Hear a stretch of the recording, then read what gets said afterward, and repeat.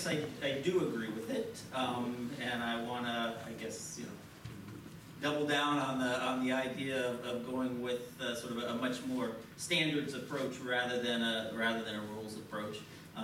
Basically, I think antitrust is complicated, and anytime you have sort of clear rules that are designed to cover huge numbers of cases, that it's sort of necessarily going to both end up failing to deter conduct that reduces competition and also potentially chill conduct that is ultimately pro-competitive. I think that yes, courts certainly aren't perfect, but I think again, I think John Baker mentioned this earlier.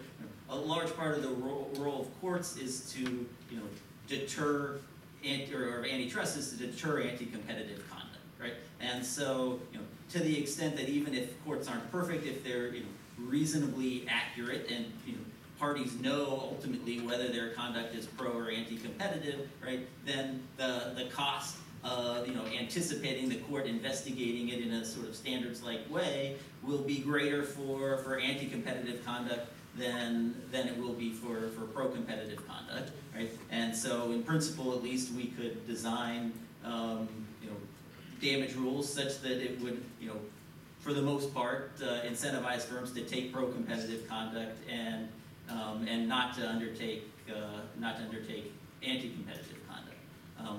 I guess with regard to the sort of specific question of if there's pro-competitive aspects, why not allow it?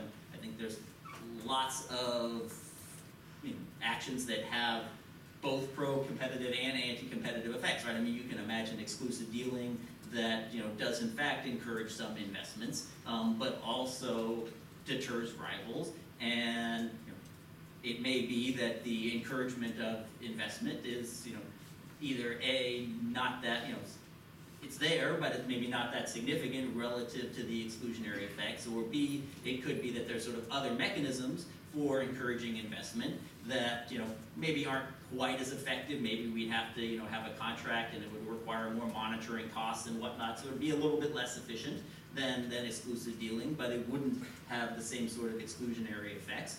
And I think that the role of the antitrust laws are to sort of balance these and to try to encourage conduct that is ultimately on balance pro-competitive, and just because there are pro-competitive effects doesn't necessarily mean that those are greater than the anti-competitive concerns. Okay, thank you.